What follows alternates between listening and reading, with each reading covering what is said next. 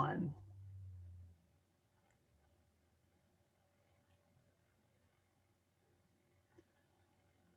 As they might have said, I'm not really sure if they did, this might be apocryphal, but if it says stiff, it's got to be good. And if it says Devo on the stiff label, well, it's going to be even better.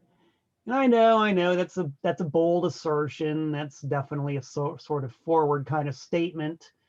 You might want to know who has the sheer gall to make such a statement. Well, I'm going to tell you who's got the gall. Moi, Malcolm Tent from Danbury, Connecticut. I got the gall. Looks like Bob's got the ball. Bob Lewis, what is that thing you're waving around? It's a cat toy, but it looks like a space alien. It does. And he was just kind of hovering in the corner. You can see we're taking sort of a low Devo approach to today's interview, which is the third installment. Yeah, this is the blizzard interview. There's a blizzard outside, but it's warm in here. That's right. And here in Connecticut, as of this writing, Bob's in a blizzard.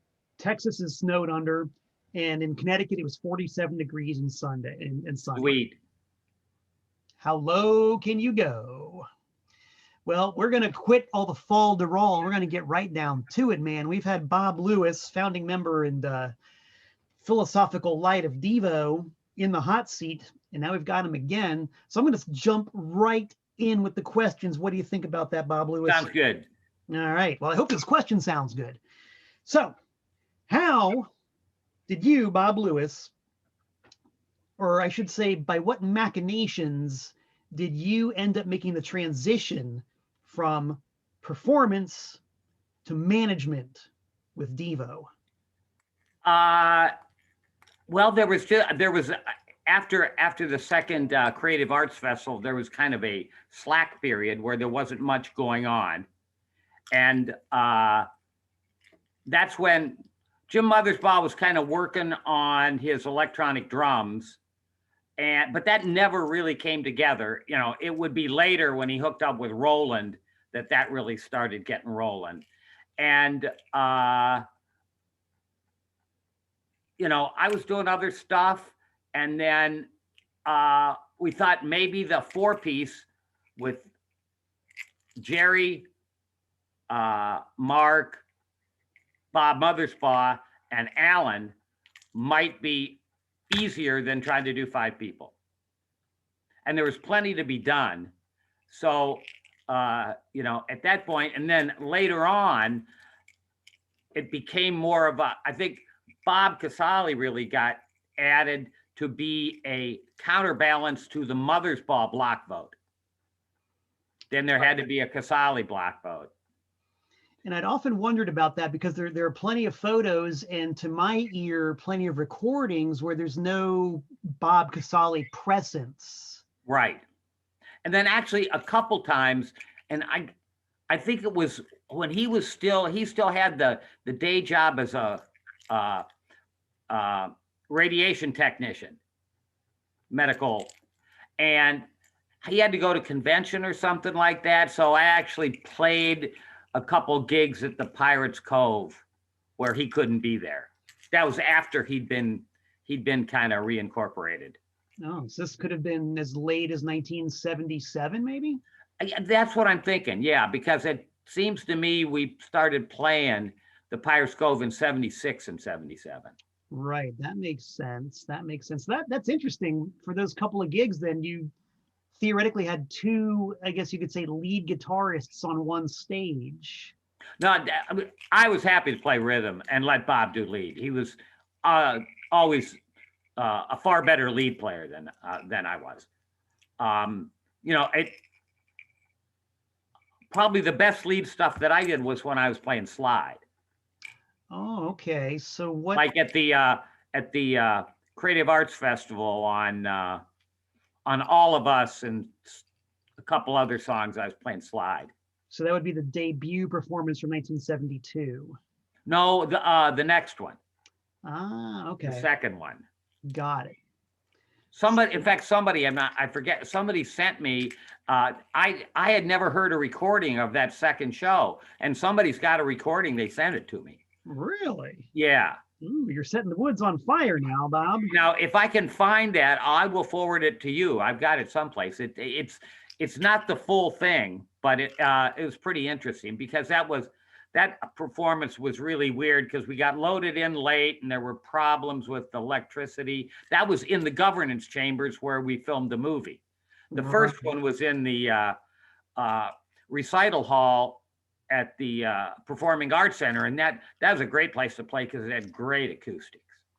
Yeah, I remember at one of the past devotionals, they showed the videotape of that performance, and it's really maddening because you can tell that the band's got it together. It's a tight, well-rehearsed performance, but by sheer accident of placement, I guess it was Chuck Statler who was videotaping it. I've heard. No, I don't know. I think it was just Eddie Barger. I think. Oh, okay, got it. I'm Well, thinking. I guess It was black and white, right? Yeah, black and white. Yeah. Eddie had, because there's a lot of video from the crypt in black and white when General Jacket was running lights, and it was actually pretty good because he had a pretty good light set up there. Yeah. I've only seen pictures like from the WHK performance from 1977. There were like these sort of windmill towers in front of the stage with lights on them. Like Right. no lighting rig ever seen before, but it looked good.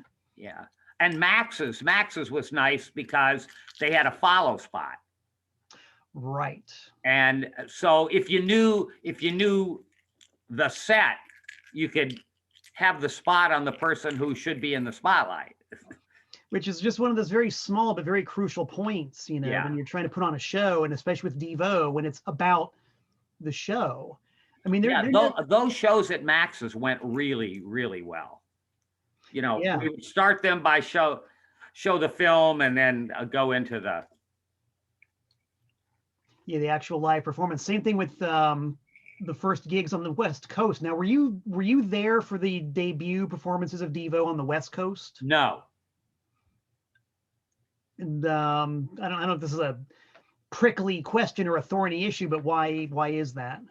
As far as I remember, money. It was a money thing. How many people can we take out there? Right. And there was a lot of stuff to do because I was trying to flog records at that point. Like we sold 17,000 of the first one, which, considering that it was all done at mom and pop level. Now there was a guy in California who had Greg Shaw. Mm-hmm. He had Bomp Records, and he bought, I don't know, maybe 500, something like that. But otherwise, it was in lots of 50 or 20 or. Yeah, that's no mean feat. I mean, to shift 17,000 of anything on any level is pretty good. I mean, you guys deserve a lot of credit for being able to coin a phrase, to talk tonnage like that. You're right. With an independent release. So your role at this point, how would you define your role at this point when the first records come out, the band is starting to go to the East Coast, to the West Coast? Where was Bob Lewis in all this? Kind of semi-road manager and like logistics. Right on. And I would assume. And then, I would be on the first couple films. I was somewhat involved in the planning of it. Like, I arranged for the governance chamber for to film the pinheads in the tubes and stuff like that. Yeah. So that's kind of interesting because something that's always been in the back of my mind, I think about bands like U2 and REM and the Ramones and probably a couple of others. Like those are bands that all had homegrown support systems, whether it was with the management, with the merchandising, with the conceptualizing it. And all of these groups took their homegrown support team to stratospheric levels in the case of U2 and REM. or in the case of the case of the Ramones, a 22-year nonstop career in the Shark Tank of the music business. And it just always kind of flummoxed me because Devo had that. They had the support team that spoke their language and was from their part of the world, but they seemed to make a conscious decision to abandon that and go for the standard music industry model. Well, and Am I right in that? I think part of that was Elliot Roberts. He decided that he wanted to manage Devo. Now he had owned Elektra Asylum Records, and he had just sold Elektra Asylum to WEA, and he got paid with like $200 or $300 million worth of Warner Brothers stock. So when he said, "I want to," that was pretty much it. Right. And I would imagine some of it too, because it's a story you hear an awful lot about bands who sign to a label like Warner Brothers, and Warner's doesn't really want to play ball with anybody unless they're from LA. Right. Basically. So I'm going to guess that that's the position that you found yourself in during those crucial times before the first album came out. Right. And then Elliot came to he was in Ohio because Neil Young was playing the Coliseum in Cleveland.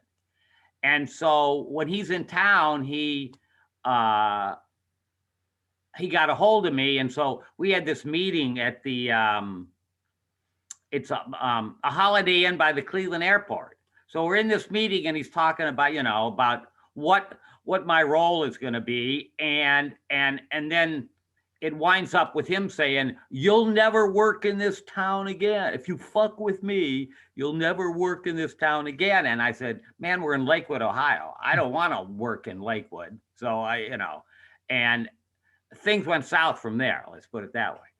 Wow. Very interesting. Very interesting. So this is probably like a very early example, or maybe even not a very early example, of the members of Devo maybe not being completely in touch with the corporation, who's starting to throw their weight around and flex their muscle and do things the way that they want to do things rather than what's in the best interest of the band. Right. Well, and then there was, of course, the ill-advised decision to renege on Warner's and sign with Virgin. Right, and maybe you could give us some insight, because that's a Byzantine tale right there. That's twisted. Well, and you actually have to back it up a little bit, because we got the tape to David Bowie, and he didn't play it, but Iggy played it, and then Iggy brought it to his attention, and then Stan Diamond, who was Bowie's manager, they got involved with Boulay Brothers, and that's kind of how the whole thing got started. But at the same time, we were already talking with Chris Blackwell from Island and Branson. And the guy that I wanted to go with was Chris Blackwell, because I'd seen what he had done with Stevie Winwood, who was kind of like, he was fallow for years, but Blackwood kept him on the roster, provided him with support, and and Winwood came back and had a second career, really. And I mean, talk about a guy who was talented. He's just like ridiculously talented. Yeah. So and Blackwell grew up in Jamaica. His dad was an admiral or something in the Navy, and he basically discovered reggae and made it a real thing by traveling around and selling the records out of it. And he seemed to be like a gentleman. He was just like, and his offer and he said that he would make Devo Island's #1 project worldwide. And I believe him when he said that. Branson said similar things, but I don't know that I believe Branson as much, because he was a little sharkier. And then, so the boys go and record the album with Eno and Connie Plank, and then they come back, but they're still not signed. So they go through England, and then they wanted to play the Roundhouse, but they weren't union musicians. You couldn't play in England, and so I had to run down to the Akron chapter of the American Federation of Musicians, AFM, and get them signed up and get that stuff couriered over so they had union cards so they could get a visa to play. So, but then Branson gets them on the Boathouse, and this is the famous Johnny Rotten will be your front guy kind of thing. Yeah. So he made them an offer that was really, really sweet, and Jerry did not want to sign with Virgin. He knew that there would be trouble with Warner Brothers if the band, but Mark was pretty insistent. Mark was bullheaded at that point, and he kind of forced that on him. And then, so the first thing that happens is the lawsuit where Warner Brothers sues them, and it went to court in England, and Warner shows up with 12 lawyers in suits, and Branson's there, kind of slouching around because he knew he was not going to win the case. But what he did manage to get Europe, Japan, Australia kind of deal out of it, which is why there was that weird split worldwide thing. So Devo actually had negotiated with Warner Brothers. Did they actually sign anything with Warner Brothers? No, there was nothing signed, but Warner Brothers was basically had backed the whole thing and Bowie and Boulez Brothers and Stan Diamond, that was all in the Warner sphere. All of that happened as kind of the Warner's octopus. It wasn't official yet, but maybe the first thing you don't want to do when you get into the big time business is piss off the world's biggest record company. Yeah, which they managed to do twice. Yeah.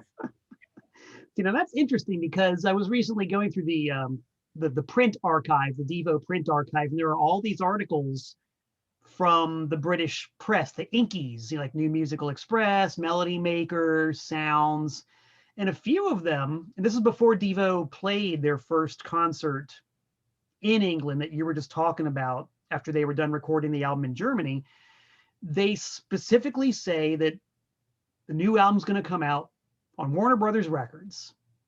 They just go ahead and say it. There's no mention of Virgin or anything like that. So this is all just kind of on spec, I guess. Yeah. I mean, it was assumed by everyone that that's what was going to happen until Branson gets in there, and he's a very smart guy, and he knew how to run the bait past their noses. Yeah. So you think that was just basically a ploy to get them to sign for whatever territories he had control of, rather than making a counteroffer to Warner Brothers? Yeah, because I mean, he wound up not having to pay near as much as his offer had been, and I think he knew all along that right, there was going to be a scuffle. And I mean, if he won the scuffle, I guess he was okay with it, but he wasn't going to waste resources on it. He says, okay, let's do this. That's a hell of a way to bargain down. Yeah. So, and I mean, the experience with Warner Brothers might have been horrible anyway. And then in the course of the litigation, then one of the proposed settlements was that I would go to work at Warner Brothers and be like Devo's guy inside Warner Brothers, but there was no way to guarantee. I was not going to fly to California and then work a job for 2 weeks and then they could say, okay, you're fired, and So there was no contract. There was an offer, but no contract. Right. Got it. Which is too bad, because that, I think, would have avoided a lot of trouble. Like if Devo had a translator. Yes. I think that might have made it. I mean, whether or not they were ever going to want to do everything that Big Daddy Music said, I don't know. But I think it could have been smoother. Let's put it that way. Yeah, very much so, because I would imagine, like, if they had such a translator to to coin another phrase at Warner Brothers, or someone who could go to Bill Gerber and say, well, Bill, we kind of want to do this, and you could. And here's why you might want to let us do that, instead of it devolving into a screaming match between Bill Gerber and Jerry Casale, because we know how these things go a lot of times. Jerry, as you probably know far better than most of us, does not suffer, as he perceives it, he does not suffer fools gladly. Although I must say his fuse is a lot longer now than it used to be. Well, that's probably for the better. Yes, he has mellowed. Right on. Well, all I can say is that from the fan perspective, I've found it to be nothing but a dream having Jerry around. I mean, he's probably the single most fan-friendly person I've ever met who's in a band of that stature. So, right. But on the flip side, there are videos and there are audio recordings, and yes, mostly from back in the day, of extremely difficult, fraught situations, at concerts and in rehearsals and stuff like that. And that can be tough to deal with, especially when you're at a record label and you've got your suit and your tie and you're used to dealing with people with a certain lexicon and certain protocols, and this hot-headed guy from Ohio is not following any of that. Right. Or is disdainful of the process. Right. And I remember reading this one quote somewhere and they said that Jerry could never be the front man of Devo because he could not hide his disdain. And I think that's where the good looking German boy Mark really probably came into his own initially, because he could do it. Yes. And he was a compelling front man. Whether it obviously changed the entire dynamic of relationships within the band. It changed the power axis, but there's really no denying that he was the man for the job. Right. And because he could do it, he could do stuff, and people thought it was cute rather than threatening. Right. Especially, especially Bougie Boy. You bring on, everybody's got to love Bougie Boy. So. Yeah, I mean, who only a creep would not love the firstborn son of General Boy.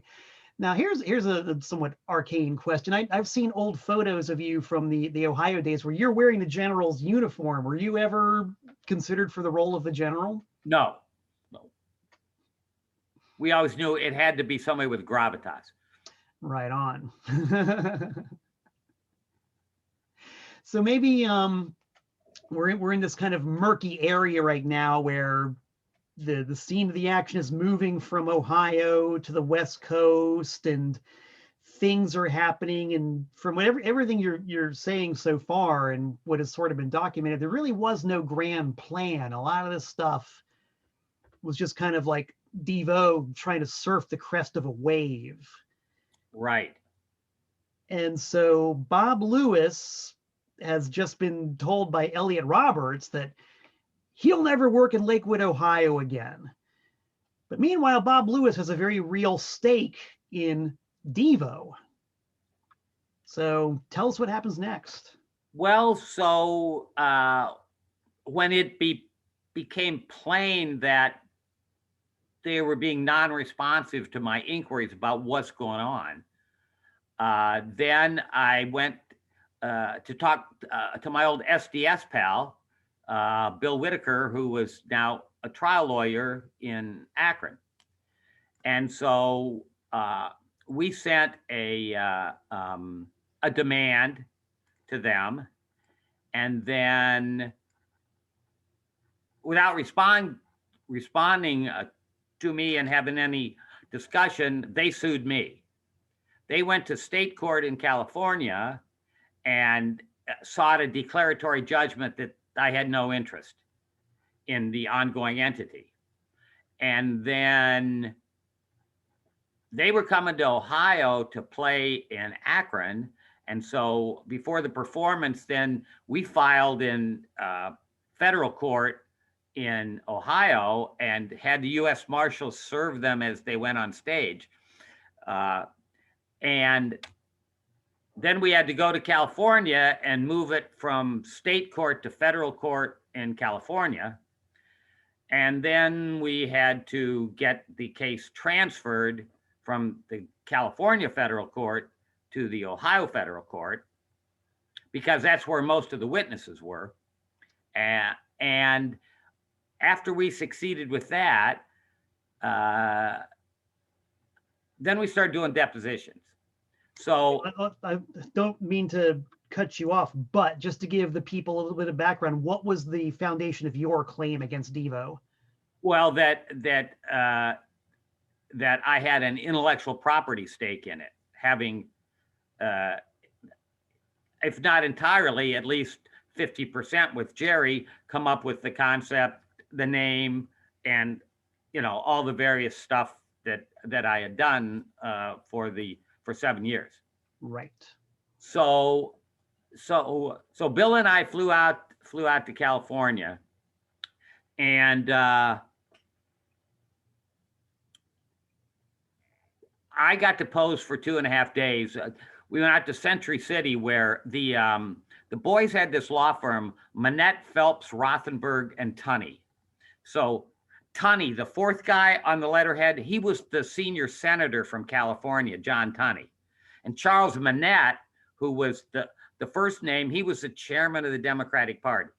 Oh, so you're playing with big boys then. Yeah, well, so we're talking about the big time. And they had this litigator named Robert Mangles, Bob Mangles. Appropriate. Yeah, so he was their litigator. So, and we were going to have a meeting before we started the depositions. And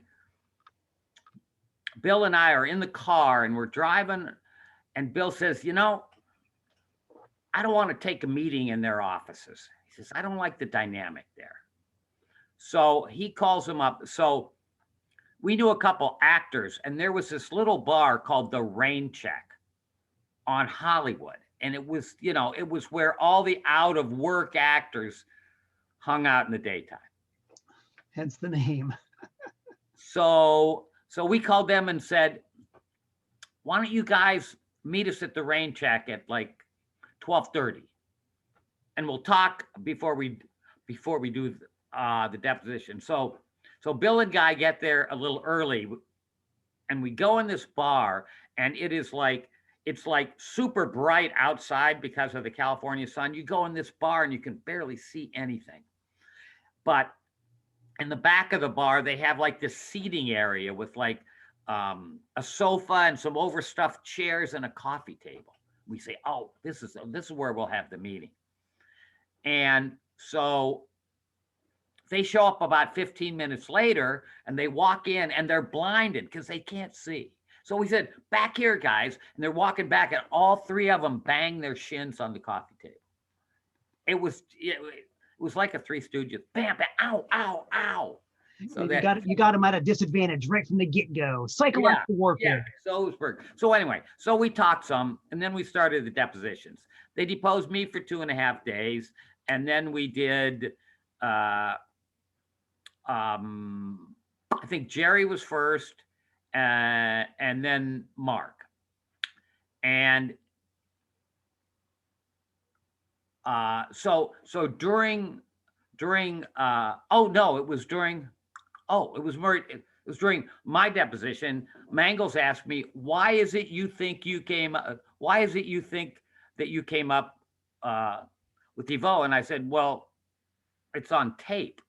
It's on tape because there was this interview when we debuted the film at the Akron Art Institute. This local high school kid, for his high school newspaper, he's down there, and he interviewed us after the gig. And I don't know if you've ever heard. Yeah. So, and that made it pretty plain. So I say, well, it's on tape. And Mangles goes, what do you mean it's on tape? I said, well, yeah, you want us to play it for you? And, and the boys are there while I'm being deposed. Oh, I'll bet they like that. Oh, and so they play the tape, and Mangles looks like somebody like Mike Tyson had hit him right in the solar plexus, because, and so after that there was kind of like a period of inactivity, and then they kind of got back in touch, and we were able to work out a settlement, which Right. I'm not allowed to say what it is. No, that's fine. That's perfectly fine.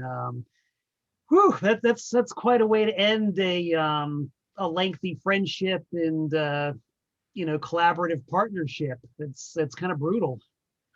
Well, yeah, because I would have much preferred, and I still think, and actually General Jacket thinks so too, for what that's worth, that things might have worked better had I remained part of the team. But Well, that kind of gets back to what I was saying earlier. Devo had that homegrown support system with people who spoke the language and knew what it was like to be from Ohio, and probably or perhaps had the same kind of jaundiced view about the opposition, if you will, but who could actually deal with those people and not have it be fraught and tension filled and completely antagonistic.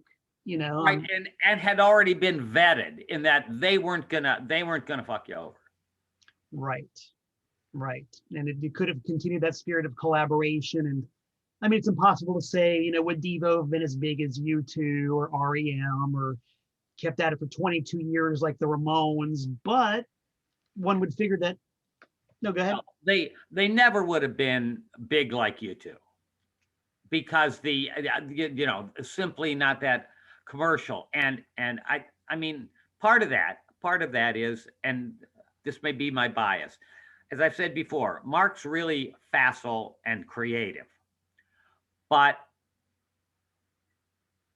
can anyone name me a song or musical piece that has what you'd call soul?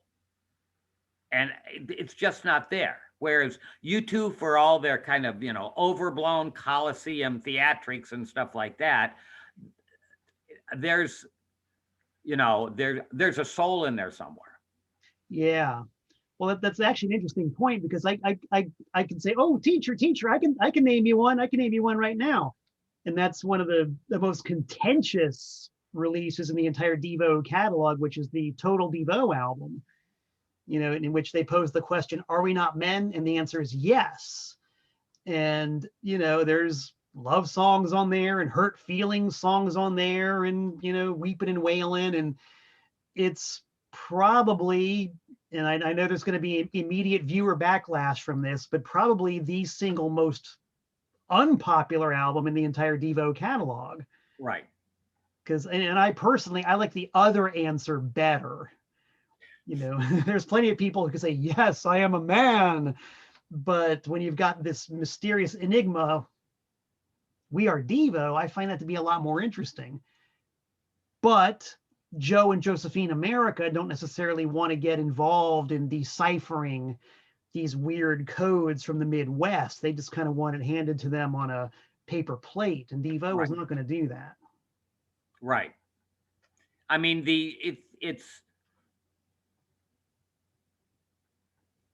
there's just a smaller market for quirky minds, kind of deal.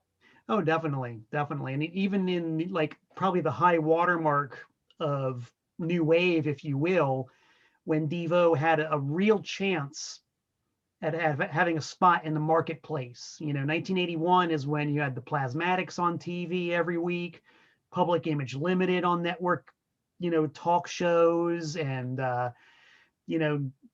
new wave segments on the dance programs. Even then, they couldn't quite crack it, because I think by then they had alienated the corporate structure. Devo had this reputation of being difficult to work with. Well, and I mean, who would you say of Devo contemporaries, who would you say were the most commercially successful? I mean, I would be thinking Blondie and Talking Heads. Yeah, They had what you could call hits. right. But I mean, even like the Sex Pistols and the Ramones didn't have any kind of something that would be the equivalent of an actual hit. It was, it was always kind of subcultural. It was not really mainstream. Right. Right. But they were able to keep going. I mean, Yes. use the Ramones as an example again, 22 years, and they basically did an album every year, toured every year. They had their core following, Right. and Johnny Ramone retired. His goal was to put $1 million in the bank, and then he would retire. The minute his bank account said 1 million, he was out of there. Done. So what did you, Bob, do after the split with the band? Well, I did some video production. Bobby Watson Whitaker and Susan Aylward and I had a little company, Tango Victor Productions, and we did industrial videos for like Standard Oil and stuff like that. And then we also did some band videos. We did one for Tin Huey. We did one for Unit 5. We did one. We did a couple things with Hammer Damage, which was an Ohio band. Yeah. We took them to New York, played them. They played at Danceteria a couple times. I don't know how they didn't get signed, because they were pretty good, and they had some really good like pop tunes. And then I had through doing the video thing, that's where I got that weird job in Syria in 83 and 84. Yeah. What exactly were you doing in Syria in the early days? Well, there was this company in Canton called Jansen Industries, and they're the world's largest installer of theatrical curtains and seating and stuff like that. And one of the brothers ran it, and the other brother was like the salesman. And he traveled a lot, and his wife had a travel agency. So he's over in the Middle East, and he runs into some guy from Syria, and he's telling him about how he could provide him with video equipment. And so this company in Canton gets hired to install 3 color TV studios for the Syrian Defense Ministry. And so they hired me to, after we got the stuff installed, then I was going to show the Syrians how to operate the equipment and how to storyboard and plan productions and stuff like that. So we get over there, and actually none of the pre-construction work that was supposed to be done had been done, which means I was there for much longer. So I was there for 14 weeks in 83 and 15 weeks in 84. But I was getting paid like $1,500 a week and all expenses. And so I was staying at the Damascus Sheraton Hotel, and the second trip, my hotel bill was $39,000. So you get up in the morning at like 7:30, and this military bus would pick us up and drive us to this military base that was swarming with Russian advisors. All these big guys with one big eyebrow and extremely humorless guys. And the Syrians didn't like the Russians, but the Russians were the only one that would give them tanks and missiles and stuff like that, because they were scared silly of Israel, of course. Right. So basically, I'm in this. So we would work from 7:30 to 1:30, and then they have like a siesta there then. So everybody goes home for 2 hours from 1:30 to 3:30.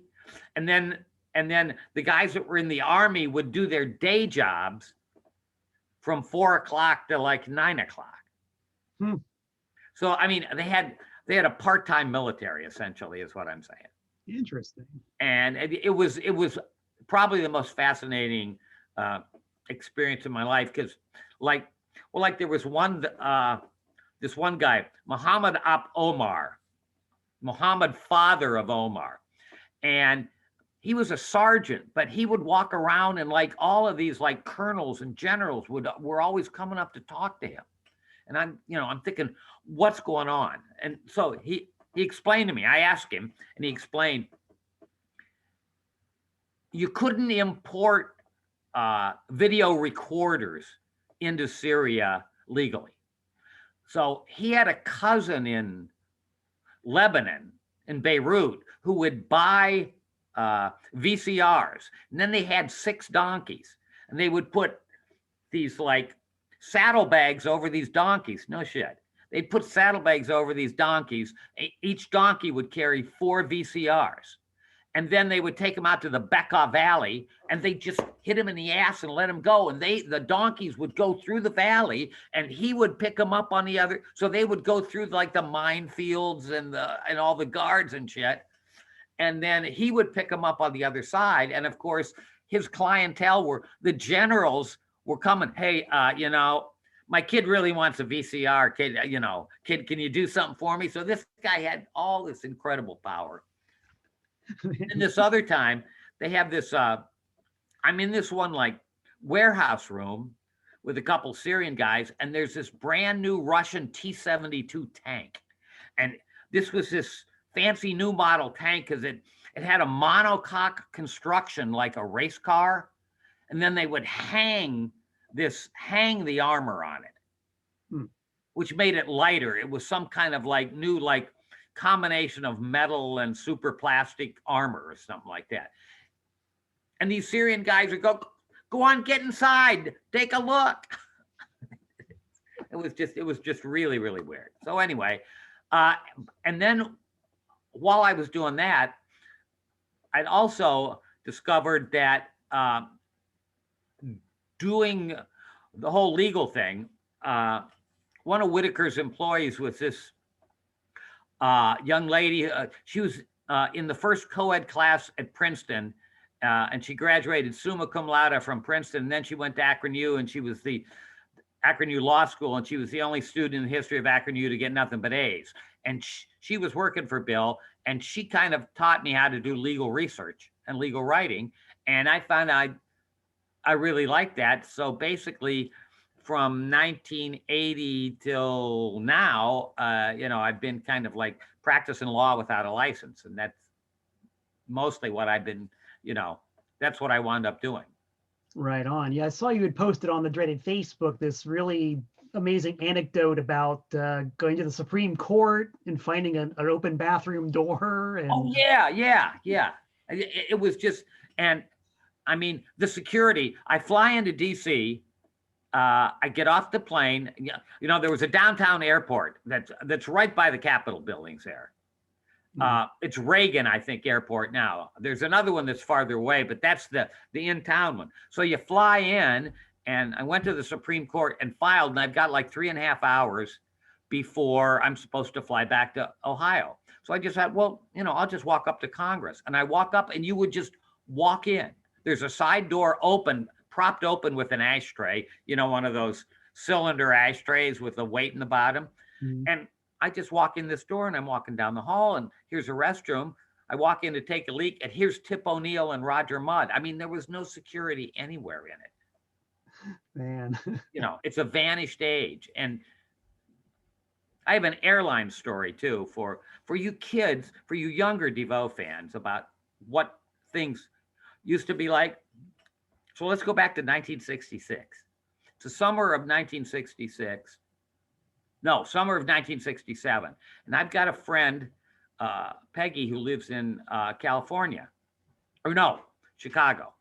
And so during that summer, on a Friday afternoon, I would drive up to Cleveland Hopkins Airport, park the car for free, stroll down to the United Gate, and ask if they had any seats on the plane going to Chicago.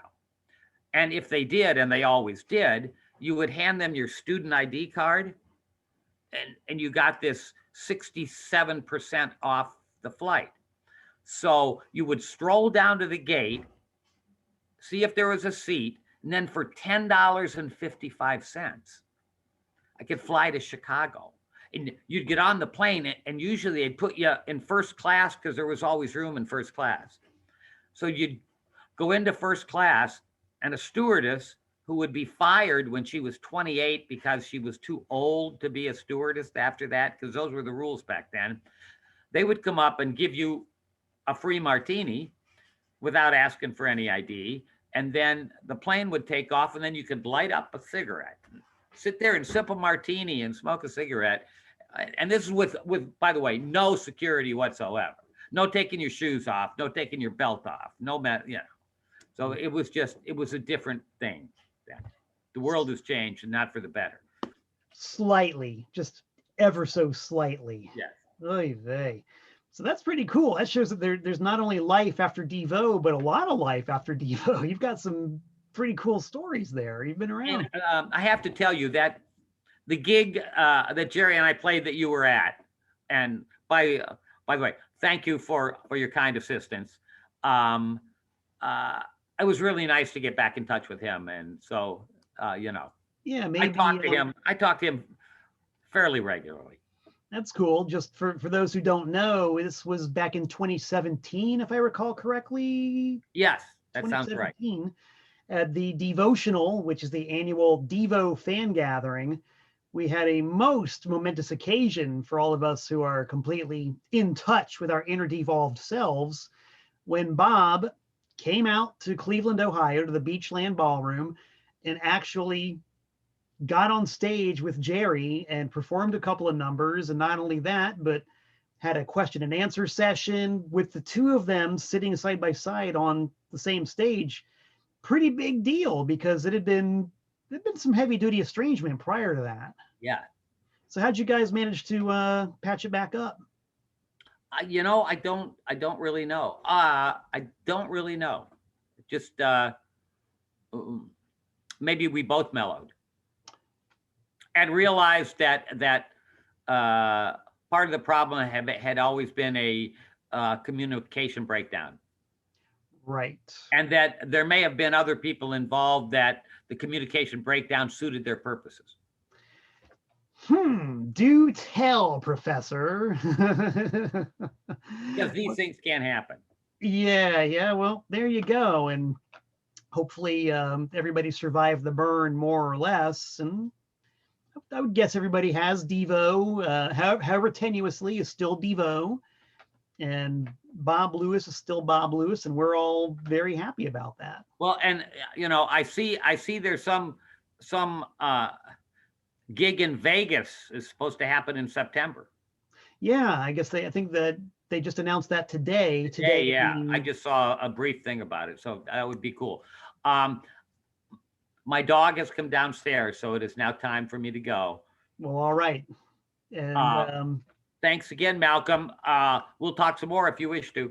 Yeah, I'm all about it. Anytime you want to talk, I want to talk. Okay. So, cool. Bob's going to toddle on off, and I'm going to say, everybody, tune in again to the next episode of the Malcolm Tent Shoot interview with Bob Lewis and or whoever else might be on the hot seat. Sayonara. Later.